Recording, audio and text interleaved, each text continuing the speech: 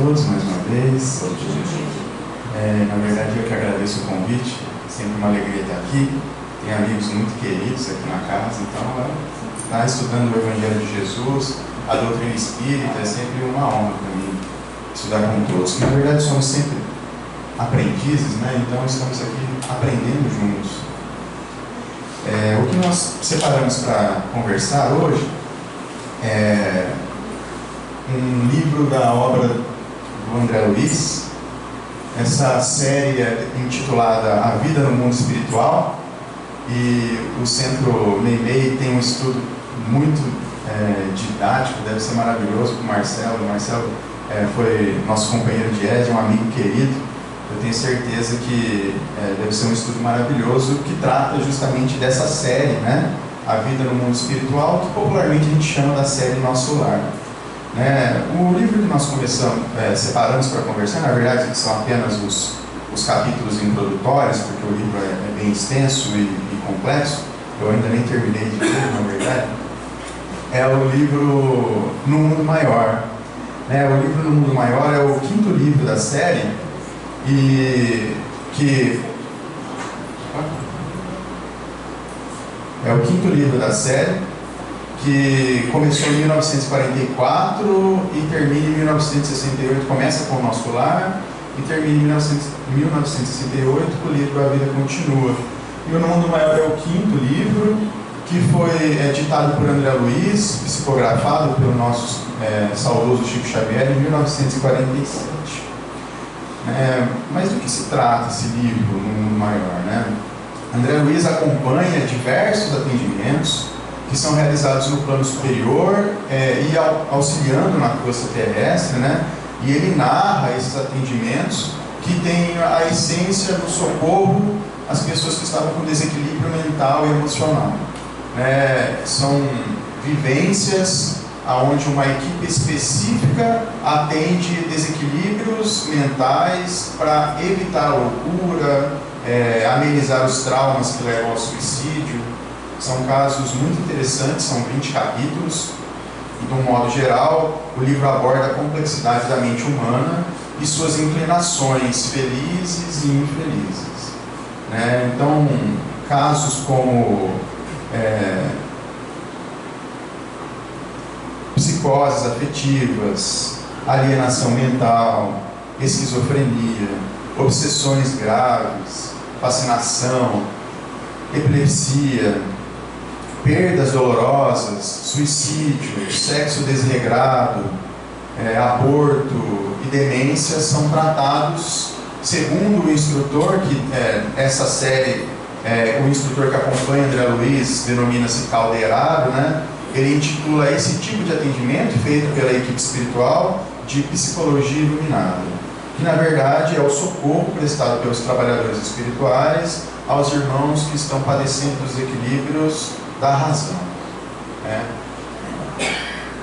Só coisa divertida de se estudar, São temas duros, porém necessários, assim, são casos graves e que parece às vezes distante de nós quando a gente acessa a literatura, mas nós vemos uma crescente dos desequilíbrios emocionais e psicológicos assolando a juventude, aumentando cada vez mais os casos de depressão, síndrome do pânico, até se desdobrar em situações irremediáveis como o suicídio, que precisam de amparo, tanto da família quanto do espírito que se vai, para que ele possa ser acolhido, que ele possa ser amparado nessa fase difícil que ele enfrentará.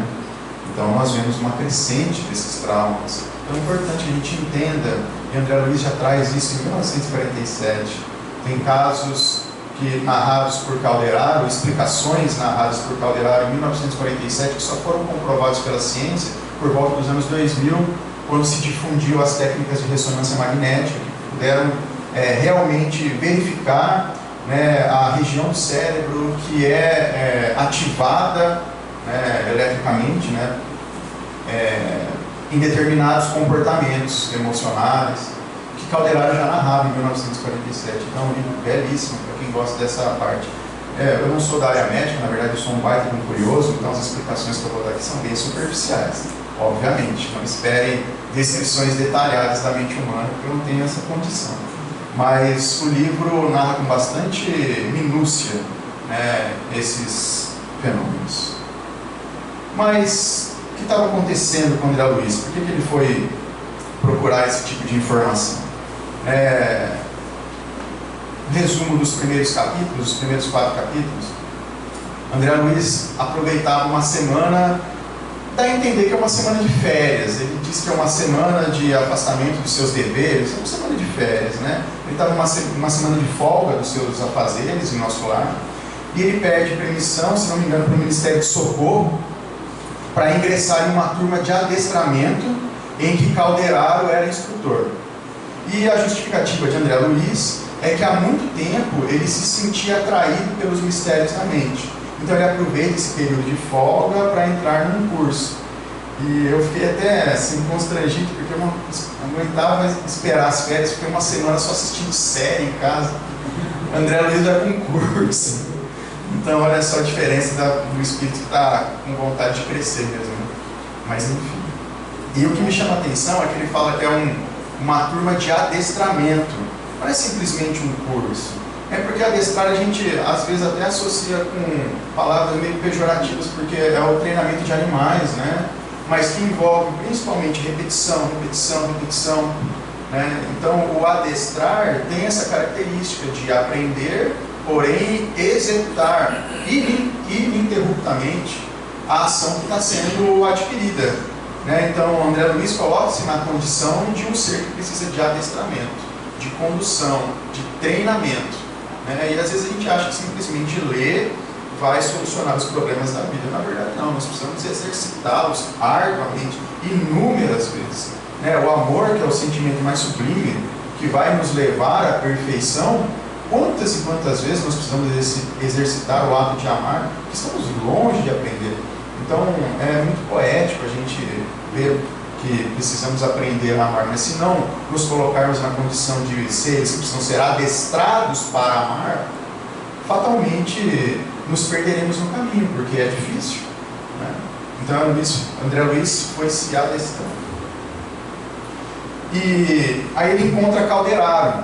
Eu sei que muitos devem estar pensando, mas esse cara aí, ele era o Clarencio, que nós capturamos alguns prints da tela do filme Nosso Lar, só para dar uma contextualizada, né? Como é que o pessoal fala hoje em dia? Liberdade poética, né? Então aqui na verdade é Calderaro, mas no filme original é o Clarencio, né? Então o Calderaro é instrutor de André Luiz nesse período, e André Luiz narra Calderaro como um profundo conhecedor do mecanismo das forças psíquicas. A bondade espontânea lhe era um indício da virtude, e a inquebrantável serenidade revelava-lhe sabedoria. Então olha como André Luiz associa a virtude da bondade com a serenidade, que formam o sábio, o verdadeiro sábio. Ele tem o conhecimento, mas acima de tudo ele tem a virtude da bondade. Então conhecer apenas não basta, é preciso ser bom, né? Utilizar esse conhecimento para o bem comum. Então André Luiz narra Calderaro como um verdadeiro sábio, porque ele tinha serenidade e a bondade. Então Calderaro dirigia equipes de socorro imediato aos infelizes para evitar o quanto possível a loucura, o suicídio e os extremos desastres morais. Então eu fiquei imaginando que era como se fosse um pronto-socorro, um plantão da espiritualidade. Porque Calderaro narra que os casos que eram direcionados à equipe dele não tinham planejamento prévio. Então eram emergências mesmo. E eles, por conhecer muito a mente humana, eles conseguiam atuar tentando minimizar os traumas que ocorriam nos diversos episódios. E André Luiz participa desses atendimentos como se fosse um aluno, um estagiário ali durante esse período. E Calderaro, inclusive, tem uma equipe grande, mas estava em excursão em outro trabalho, em outra região, dando a entender que ele teve mais tempo com o André Luiz nesse período que o André passou com ele. Tanto que o André fica diretamente com ele o tempo todo nos atendimentos. E Calderaro leva André Luiz para uma preleção de Eusébio. Calderaro trabalhava sob a coordenação de Eusébio, que era um instrutor ainda mais evoluído, né, mais sábio e mais atuante, né, nas esferas superiores do que o próprio Calderaro. E ele leva André Luiz para essa preleção, capítulo que chama Preleção de Eusébio, inclusive, né, e onde Eusébio faria uma palestra próximo à crosta, em um campo aberto. André Luiz descreve que tinha muitas árvores tinham em volta desse espaço, né, e uma extensa organização espiritual era coordenada por Eusébio, e Calderaro participava de uma das células que trabalhavam sob a supervisão de Eusébio, e nessa preleção aproximadamente 1.200 pessoas estavam ali para escutar os ensinamentos da palestra. E o interessante é que 80% deles eram encarnados em desdobramento, emancipados durante o sono, que estavam ali para aurir ensinamentos de cunho religioso, né? E o mais curioso, religiosos de diferentes vertentes espiritualistas. Não eram apenas espíritas, católicos, evangélicos, enfim, de diferentes vertentes espiritualistas estavam ali para escutar a explicação de Eusébio. Olha que interessante, né? A união das religiões, enquanto hoje, pelo menos alguns grupos, tendem a forçar a separação, que é um equívoco, né? Porque somos todos filhos do mesmo pai, não faz o menor sentido esse comportamento, mas enfim.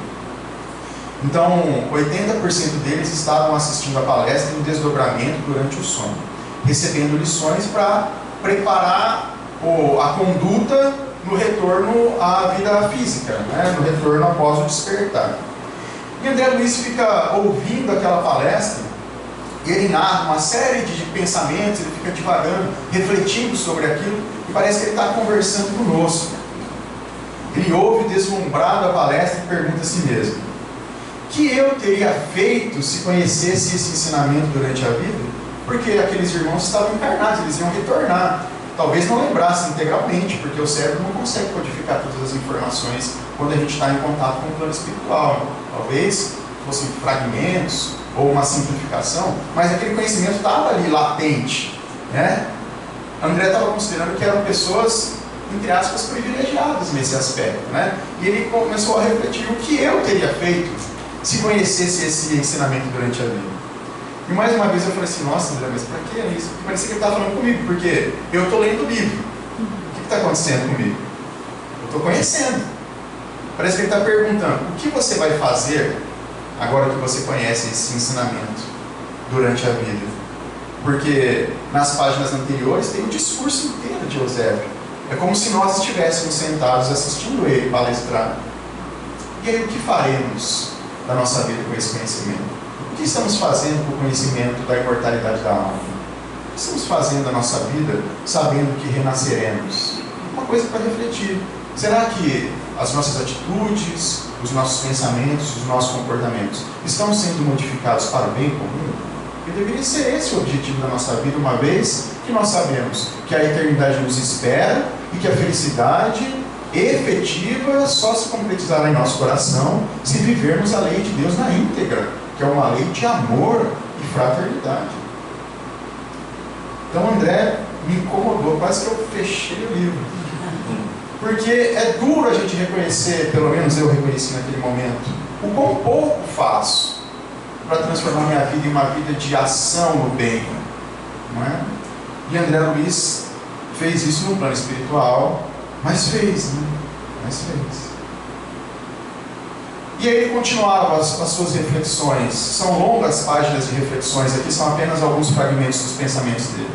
Por outro lado, tantos criminosos, transviados, agitavam-se perto de nós. Por que motivo se demoravam tanto na sombra da incompreensão?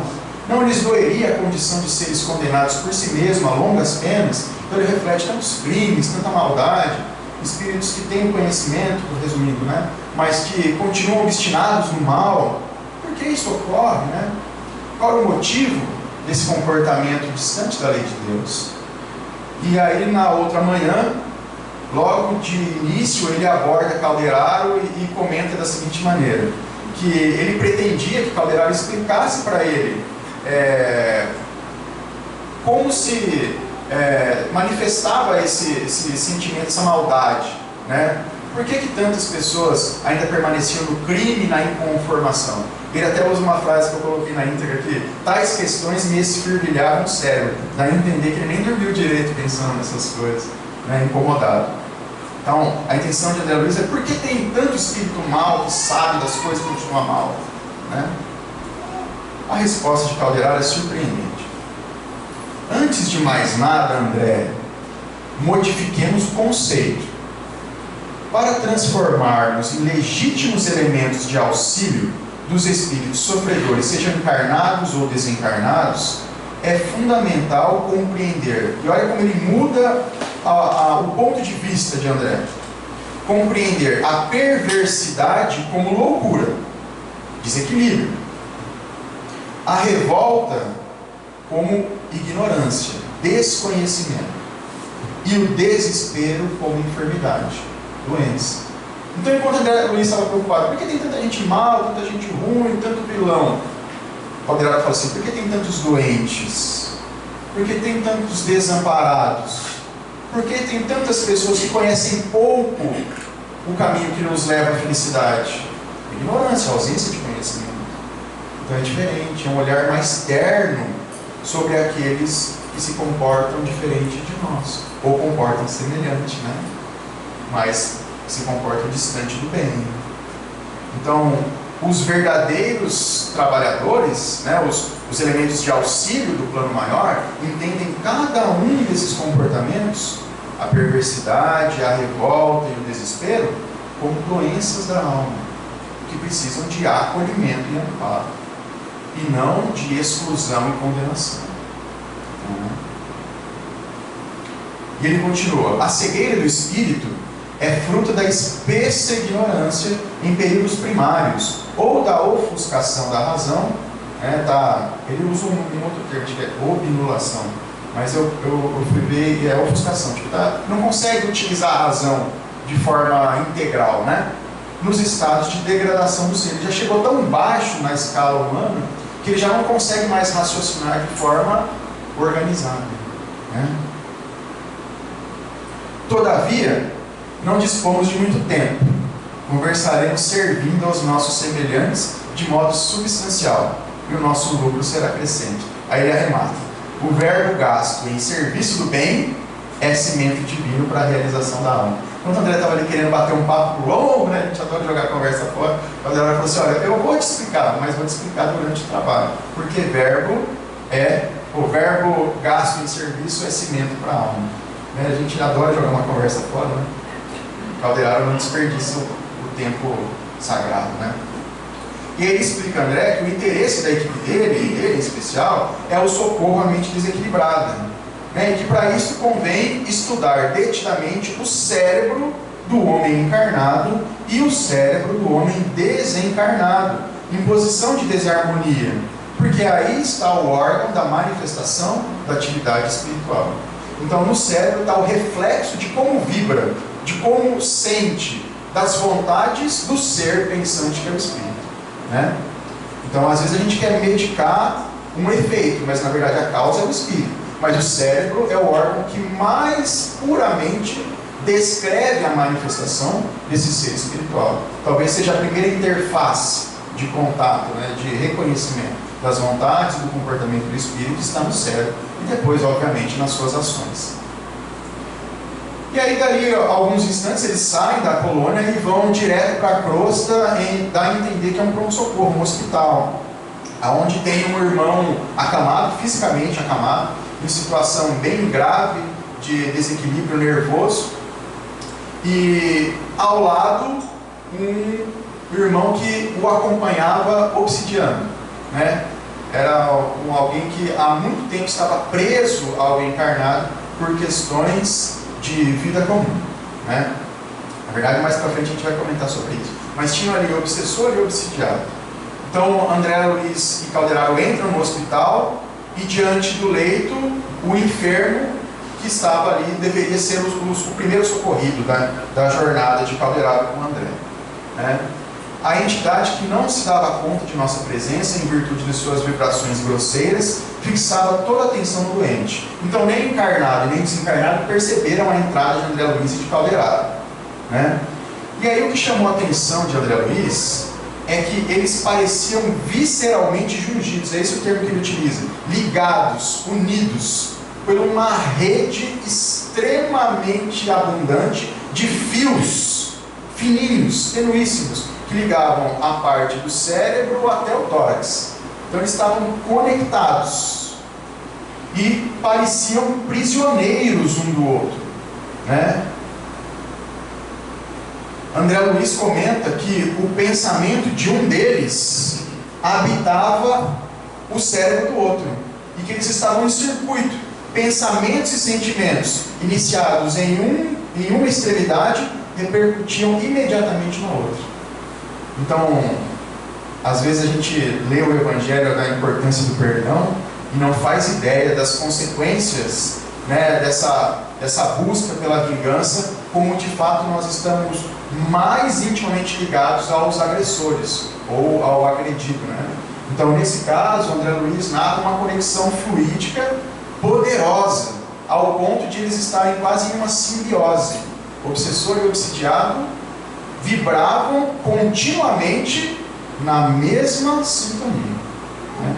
E aí Calderaro pede para André examinar o cérebro do irmão encarnado. E ele auxilia André, facilitando, aprimorando essa visão, e André começa a observar o cérebro. Vocês conseguem ver aqui? O cérebro do irmão encarnado. André narra que os contornos sinuosos, separados em lóbulos espaçadamente simétricos, né, pareciam energizados e davam a ideia de um aparelho elétrico. E segundo André, que era médico, quase indevassado pela ciência humana. Então ele associa o cérebro a um dínamo gerador que pulsava e vibrava, espalhando essas fagulhas elétricas em diversas áreas da região cerebral. A hora que vibrava o cérebro de um, repercutia no outro. A hora que vibrava no outro, repercutia no primeiro. Incessantemente.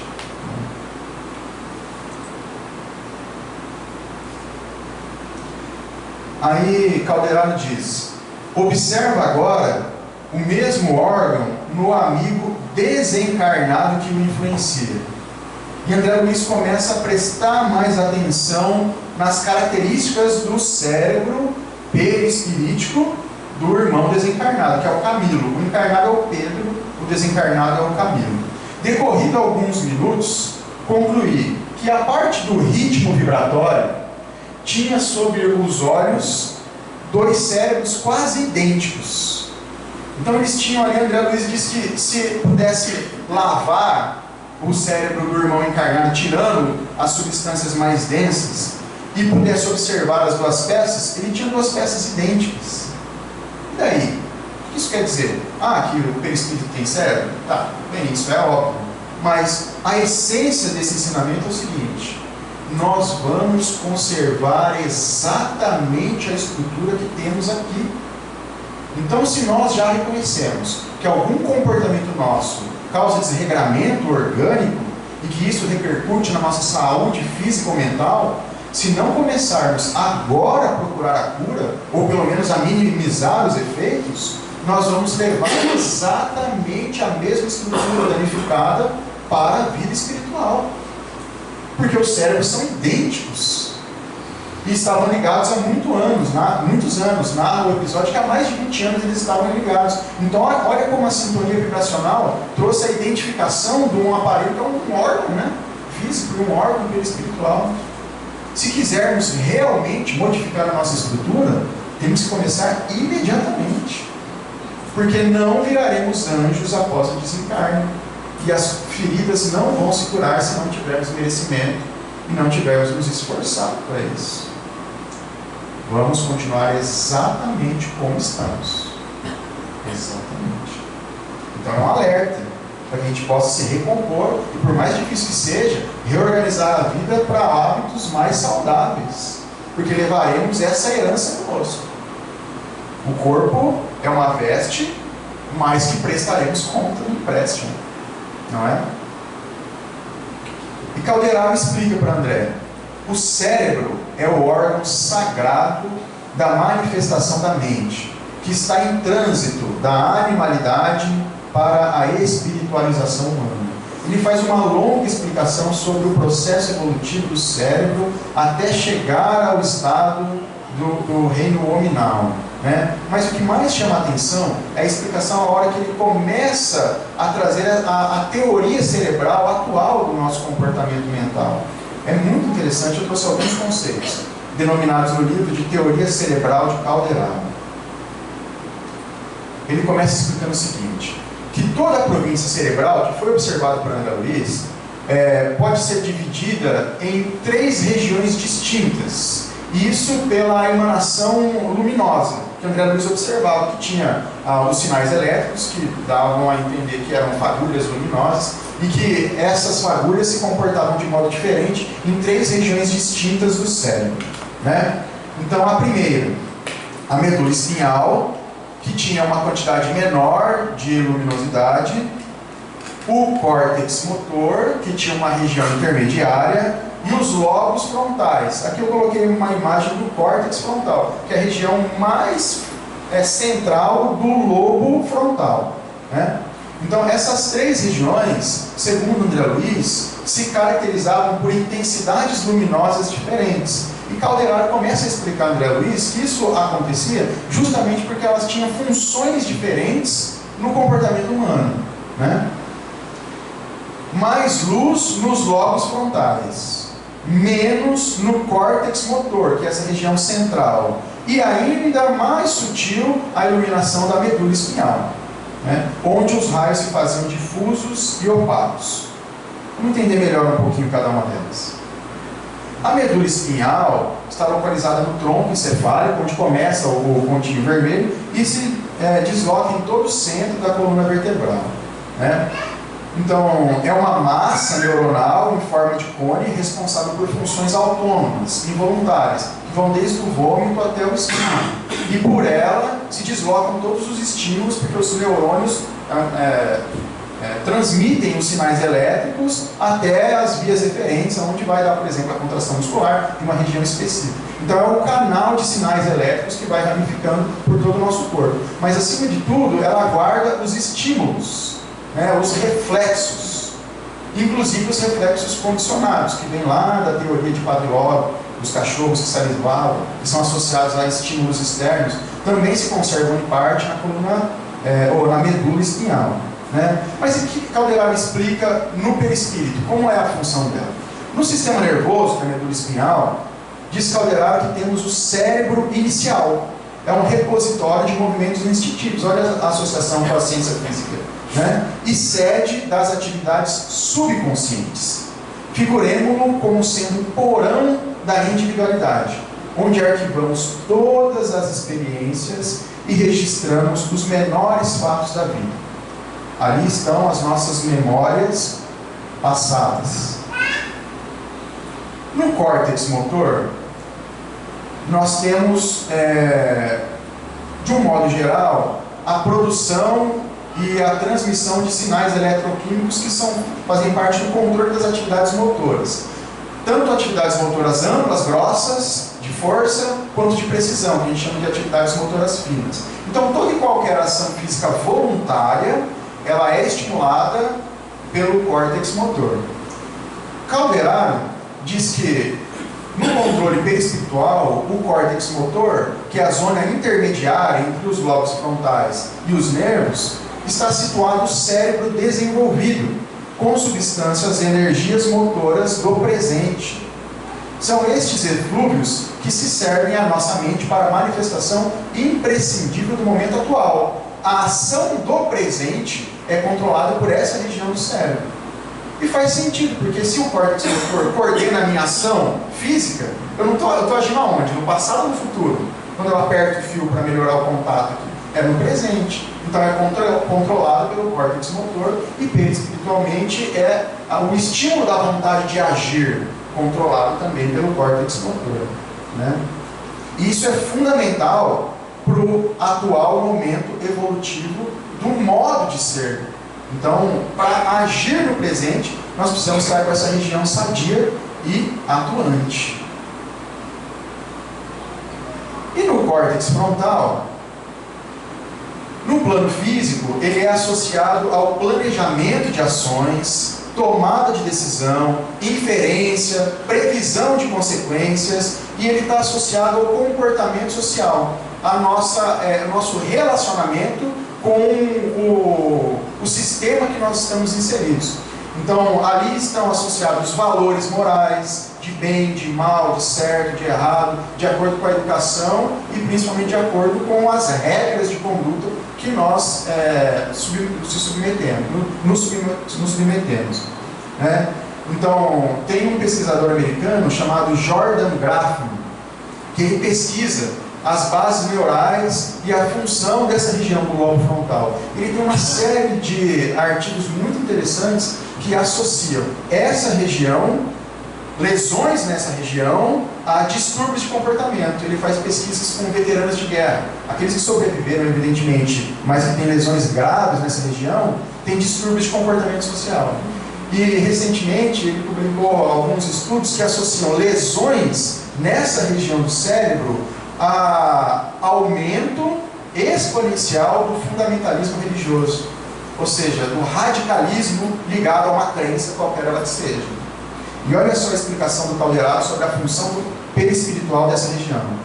Nos planos dos lobos frontais, que é o córtex frontal, silenciosos ainda para a investigação científica do mundo, em 1947, jazem materiais de ordem sublime, dádivas que só conquistaremos gradualmente no esforço de ascensão moral, representando a parte mais nobre de nosso organismo divino em evolução. Então, a parte mais nobre da evolução moral que nos liga a Deus pulsa nessa região do perispírito. Olha só que interessante. E aí ele começa a resumir isso para André, porque André pergunta, ele faz longas explicações, tem uma coisa, eu achei até engraçado. André pergunta assim: poderia, não fala traduzir, né? Mas transcrever de modo mais simplificado? Ou seja, tem como você resumir isso para mim, né? E aí ele faz em uma, 2 páginas uma síntese, que é essa aqui.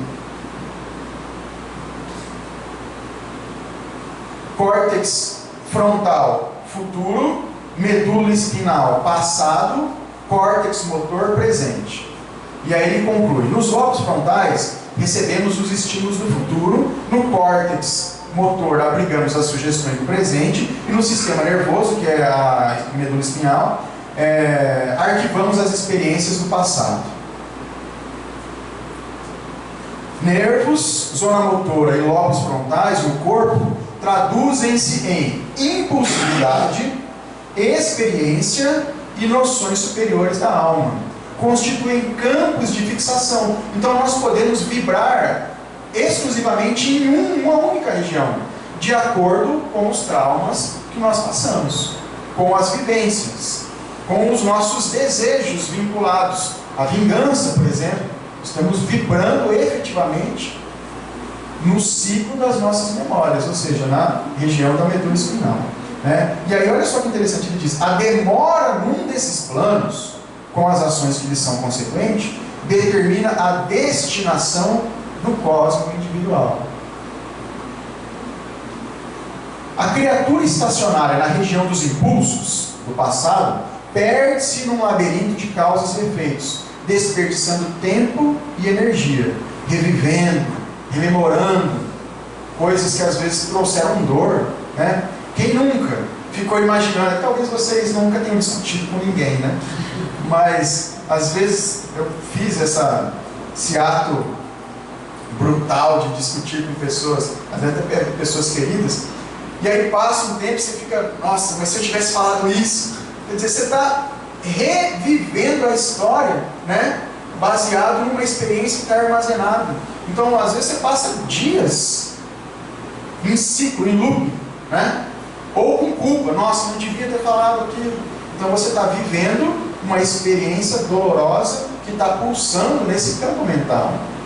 Quem se entrega de modo absoluto ao esforço maquinal do presente, sem consulta ao passado, sem organização de bases para o futuro, mecaniza a existência. Aquelas pessoas que querem apenas o dia de hoje, não se preocupam com as consequências dos atos, não lembra dos erros passados para não cometer de novo. Então eles vivem intensamente o presente.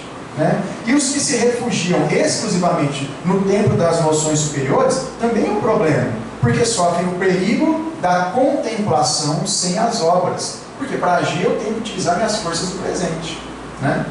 Da meditação sem trabalho, da renúncia sem proveito. E aí ele conclui a teoria: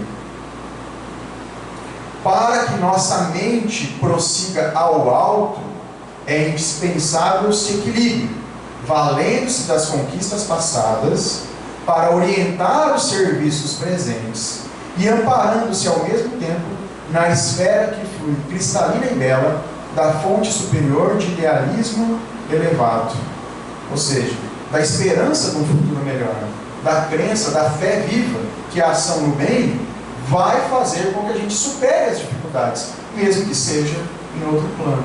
Sem essa fé nós não agimos, sem agir não evoluímos. Se vivermos só no passado, adoeceremos. Na verdade, diz Calderaro, que se viver em qualquer um dos campos exclusivos, adoeceremos. Então nós precisamos transitar entre as experiências e a fé no futuro, e a ação no presente. Isso é o que faz uma mente sadia.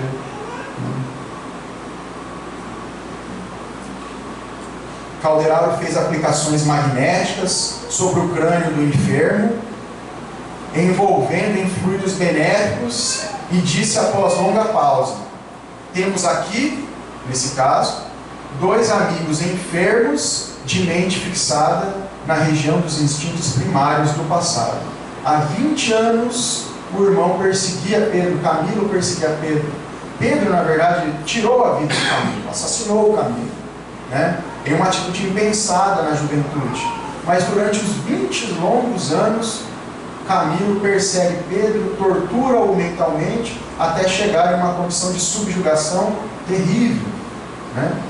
Então, não é apenas a Pedro que André Luiz e Calderaro foram socorrer, é a esse grupo de espíritos. A família dos dois personagens também precisavam de amparo, e o equilíbrio daquele que estava vivo era fundamental, porque ele tinha 5 filhos, 5 crianças. Então, muitos vão falar assim: mas ele é um assassino, tem que pagar. Tudo bem, mas e as crianças?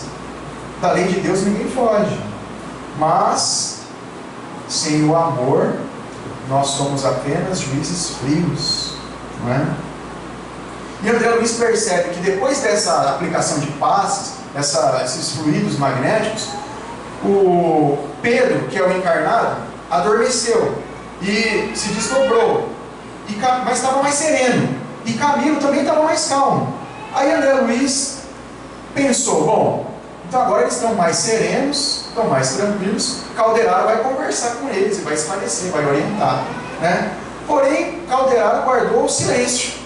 Aí André Luiz começou a entrar em aflição, porque ele percebeu que o doente, que era o Pedro, estava começando a ficar angustiado de novo, porque ele estava reconhecendo o Camilo ali na sua frente. E o Camilo, que estava mais calmo, começou a ficar agitado e violento, porque viu que Pedro estava enxergando ele ali, e começaram a discutir novamente. Aí André Luiz falou assim: nossa, mas você não vai falar nada, né? Ele estava imaginando que era o momento dele agir com instruções verbais. E olha o que Calderaro disse para André Luiz: falaríamos em vão, André, porque ainda não sabemos amá-los como se fossem nossos irmãos.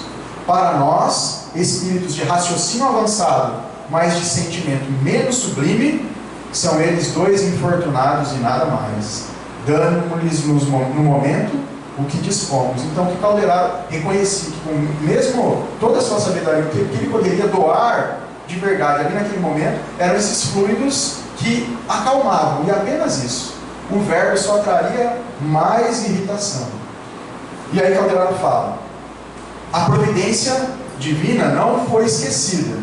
A irmã Cipriana, orientadora dos serviços de socorro do grupo que compero, não deve tardar. E aí ele olha para a porta, e logo em seguida entra a irmã Cipriana. Eu não achei nenhuma foto de uma personagem feminina no nosso lar que tivesse assim de frente. Aí eu peguei a foto da irmã venerando. Mas é claro que Cipriana não traz essa flor piegas assim, né? Ela entra de modo mais reluzente na sala, né? E aí André Luiz narra que uma mulher sublime entra com um ar maternal, a luminosidade de Cipriana resplandece todo o quarto. E aí você imagina que Cipriana vai começar a conversar com eles, né? Então ela cumprimenta André Luiz, cumprimenta Calderaro, né? E Calderaro diz, né, baixinho ali, André Luiz: essa é a irmã Cipriana, portadora do divino amor que ainda não adquirimos. E Cipriana não dirige nenhuma palavra aos irmãos, ela faz uma prece.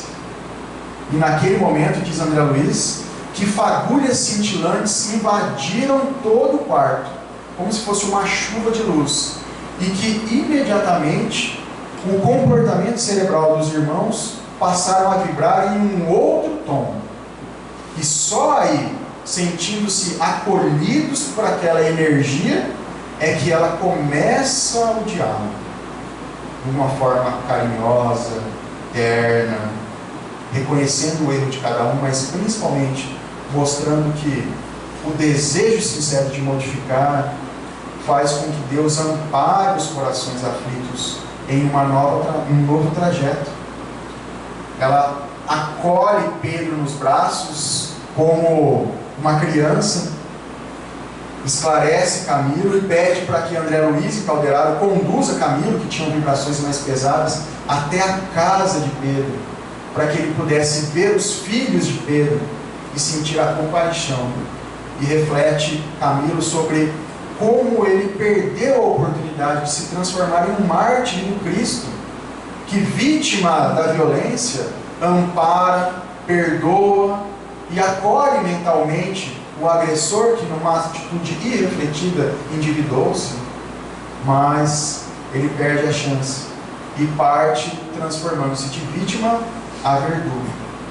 Então ela explica isso, mas com uma ternura completamente diferente do que eu faria, por exemplo, né?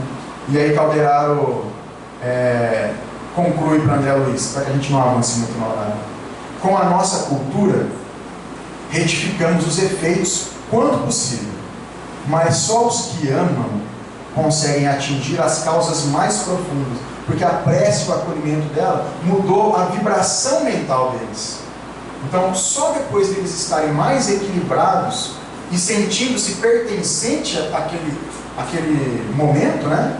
Inclusive associa a imagem dela à Virgem Maria, porque ele traz o repertório de conhecimentos que ele tinha, né, da vivência católica. Então ele associa aquela mulher iluminada como a Virgem Maria o acolhendo.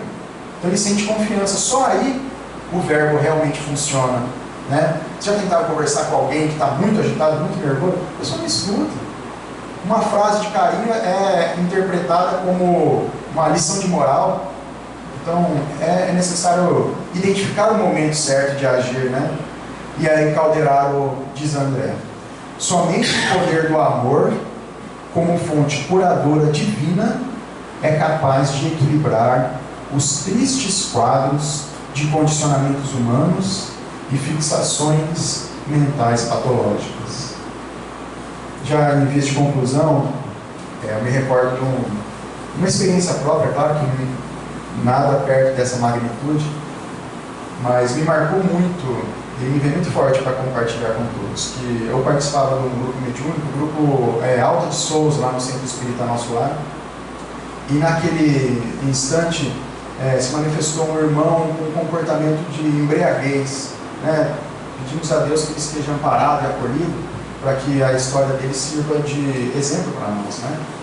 E um comportamento muito arredio. Aí ele falava que não queria ficar lá, porque ali não podia beber, e ele estava com uma garrafa, e não podia entrar com a garrafa, que ele não iria ficar ali, que ele queria ir embora.